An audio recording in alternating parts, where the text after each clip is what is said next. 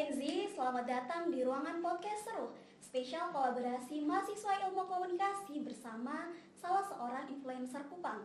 Nah, di sini saya Priska, salah seorang mahasiswa ilmu komunikasi, dan kami semua di sini akan mengajak teman-teman sekalian untuk virtual trip ke Kupang. Bener banget, kita berempat, saya Kiren, saya Priska, saya Sela, dan saya Filan, adalah tim podcast mahasiswa yang penasaran nih, kenapa mahasiswa dan orang-orang Kupang harus berdestinasi dulu dan berwisata di kota Kupang sebelum beramai-ramai ke Pulau Bali.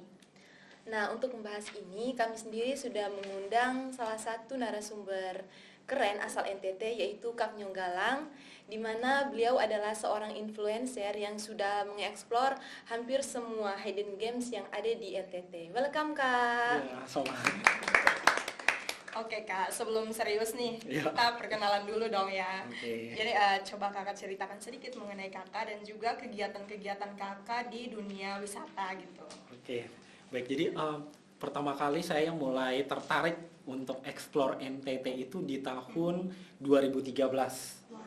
Jadi sudah cukup lama. Nah, ketika saya explore, hal yang saya lakukan adalah saya mempelajari keindahan alam dan juga kekayaan budaya NTT yang saya promosikan lewat sosial media. Jadi lewat Instagram, sosmed, dan juga melalui artikel yang saya tulis sendiri. Nah, ya, dan saya sendiri asli orang NTT, saya nama lengkapnya Arianto Seli, jadi saya dari Pulau Rote. Cuman untuk di dunia wisata orang lebih kenal saya dengan nama Nyong Galang. Oh, kalau Kak Nyong Galang tuh ada kepanjangannya atau ada cerita di Iya, balik benar. gitu? Jadi kalau Nyong Galang itu hashtag khusus yang saya pakai. Nah, kalau Nyong Galang itu ada singkatannya yang saya buat sendiri ya. Mohon maaf, Nyong Ganteng Jalan-Jalan. Oh, Iya. keren sekali. Sangat menarik ya. Oke. Kreatif. Jadi Kak, sebagai travel addict nih, Iya. kalau pas bahas tentang healing, kira-kira destinasi apa sih yang pertama kali langsung terlintas di pikirannya Kakak gitu? Kalau kita berbicara soal healing, mungkin sebagai anak muda, mungkin yang paling terpikirkan adalah pasti orang kiblatnya adalah Bali. Iya. Tapi saya Iya, sendiri, betul. tapi jujur saya sendiri lebih suka explore NTT. Kenapa saya lebih suka explore NTT? Karena NTT itu alam dan budayanya itu masih natural, masih alami. Itu yang buat saya lebih tertarik untuk explore NTT. Walaupun mungkin dari segi budget dan lain-lain lebih mahal sebenarnya, tetapi saya tetap lebih suka NTT. Iya. Ya, karena beta NTT ya. Iya, cinta NTT. Iya. Oke Kak, Kakak kan sudah pernah, bukan sudah pernah ya, Kakak kan sudah banyak sekali mengeksplor wisata-wisata di NTT. Pasti kan ada hal-hal unik lah yang Kakak temukan selama Kakak mengeksplor wisata-wisata NTT. Mungkin salah satunya tuh hal-hal mistis atau janggal begitu Iya. yang pernah Kakak temukan begitu selama berwisata. Oke, jadi kalau kita berbicara soal hal yang mistis, mungkin itu berkaitan dengan budaya ya, Iya, lebih berkaitan dengan budaya, dan kita tahu bahwa budaya di NTT itu masih, NTT secara keseluruhan itu masih terdapat banyak rumah adat. Nah, biasanya di NTT kalau kita masuk rumah adat itu ada aturan-aturan yang harus kita lakukan. Jadi ada seperti dilarang mengeluarkan kata kotor dan lain-lain. Cuman untuk saya sendiri, karena memang ketika masuk ke rumah adat itu kita diarahkan, jadi saya sesuai aturan, jadi tidak mengalami hal yang janggal. Tapi biasanya kalau kita explore alam, biasanya tuh kadang ketindihan. Iya. Ya, itu terjadi. Jadi ketindihan itu pernah saya alami di daerah Lelogama, tepatnya di Amphoang Selatan. Kalau teman-teman tahu, di Amphoang Selatan itu ada observatorium terbesar di Asia Tenggara. Jadi kalau dulu observatorium terbesar kita ada di Bosca di Lembang, sekarang sudah pindah ke NTT di daerah Lelogama, Amphoang tepatnya. Dan di situ saya mengalami yang namanya ketindihan. Itu. Wah, serius, ini adalah pengalaman yang cukup menakjubkan ya, dan juga menegangkan karena ada momen-momen ketindihan dan sebagainya. Iya sih, gak expect sebenarnya. Selanjutnya itu kan Kakak kan sudah dapat seperti hal-hal mistis seperti ketindihan dan segala macam. Nah, kami juga kepo nih, ini apakah semenjak Kakak mengeksplor wisata di NTT sini, apakah ada hidden gem favorit Kakak ini yang menurut Kakak yang sangat-sangat instagramable tapi banyak orang yang belum kunjungi tempat itu?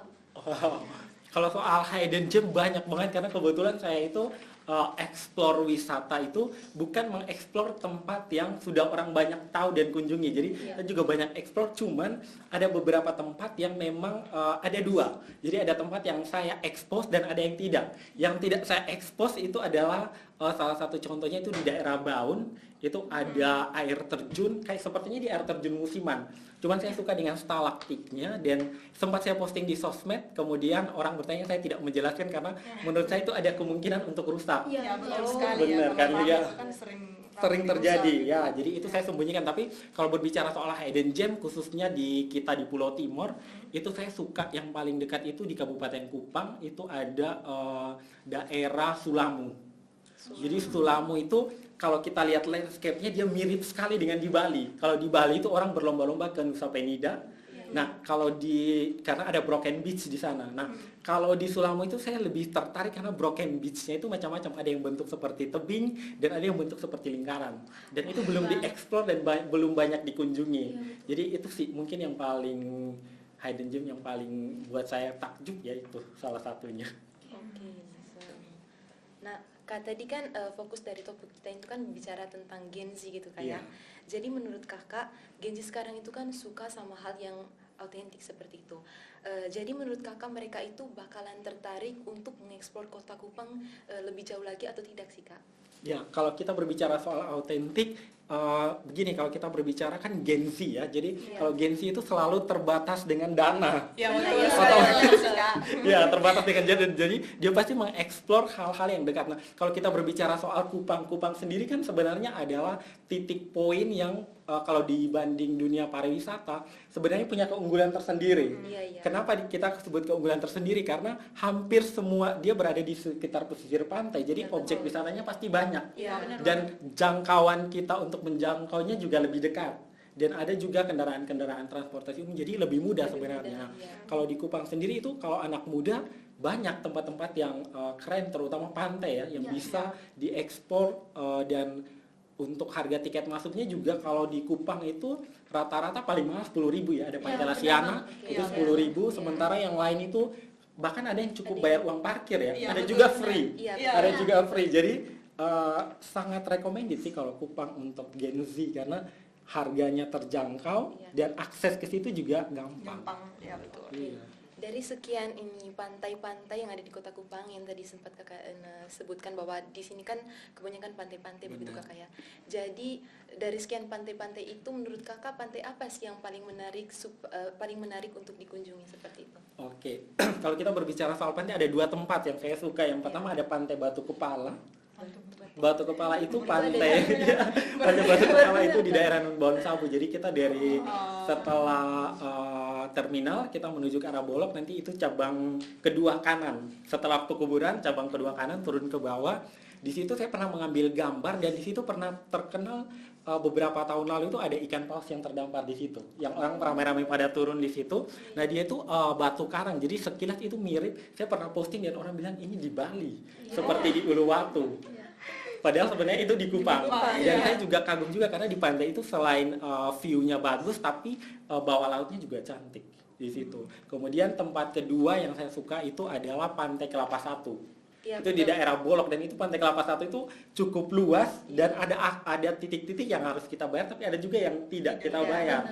Dan itu sangat berkunjung saat sore hari itu sangat luar biasa. Apalagi sekarang juga saya lihat tempat wisata di sana sudah ada penginapan di sana, Wisma Alak yang bagian mau sewa, atau ada juga yang sekarang yang paling hits adalah sudah ada orang yang buat tenda untuk disewakan di sana. Ya, jadi bisa camping. Iya, bisa camping di sana. Itu dua itu. Wow, ternyata banyak juga ya tempat-tempat wisata Iya, di benar. Kupang. Jadi sekarang kami juga pengen tahu bagaimana sih perspektif kakak ya terkait kan Kupang kan punya banyak wisatanya. Benar. Jadi kayak perspektif kakak antara Kupang dan Bali itu bagaimana sih? Oke, kalau kita berbicara soal Kupang dan Bali, saya mau bahas dua hal penting yang berkaitan dengan kuliner dulu. Kenapa saya pengen bahas kuliner? Karena kalau kita bahas Bali, orang luar yang pergi ke sana, mohon maaf, non Muslim agak susah untuk akses makanan. Sementara kalau kita di Kupang, restorannya cukup banyak, tempat nongkrongnya juga tidak kalah banyak, sudah banyak sekarang, dan makanannya itu lebih bervariatif. Jadi kalau orang ke Kupang, orang Muslim tidak perlu takut karena ada juga warung segala untuk semua kalangan itu masih oke. Jadi itu salah satu poin plus di Kupang.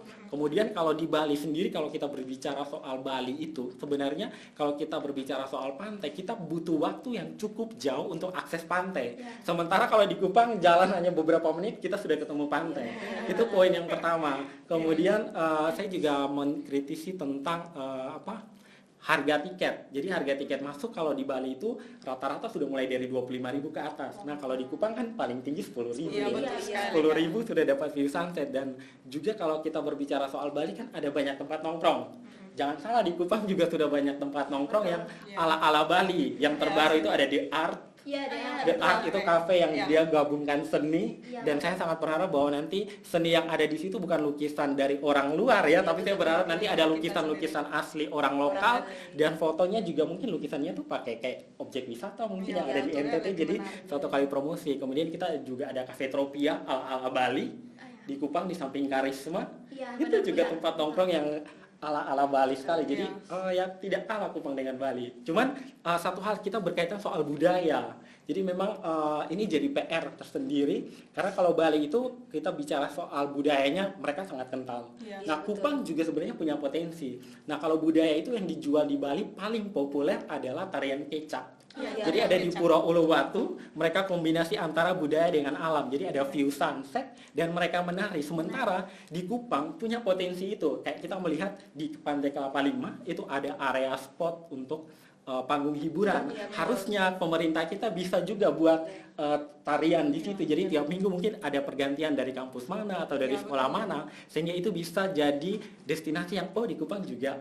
Karena di sana itu mungkin karena Bali itu sudah ramai sekali, jadi orang tuh kan wisata bisa bertemu dengan banyak orang ya. Nah, kalau saya sendiri secara pribadi lebih suka tempat-tempat yang tidak terlalu ramai. Iya, Nah, Biar lebih jadi damai, ya saya lebih suka menikmati keindahan alam dengan saya sendiri. Nah, bedanya kalau di Bali itu sudah sangat ramai.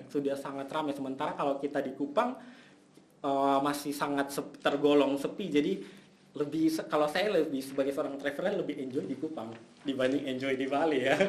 Iya. Jadi kayak ibaratnya tuh Kupang ini kayak Bali yang belum ke-expose gitu ya. Iya, Bali yang belum terekspos dan ada potensi jika dikembangkan betul bahkan sekali, bisa ya. mengalahkan Bali ya. Iya. Karena kan kita juga kalau orang akses ke Kupang sudah bisa lewat pesawat, sudah bisa lewat kapal juga bisa, jadi sangat potensial.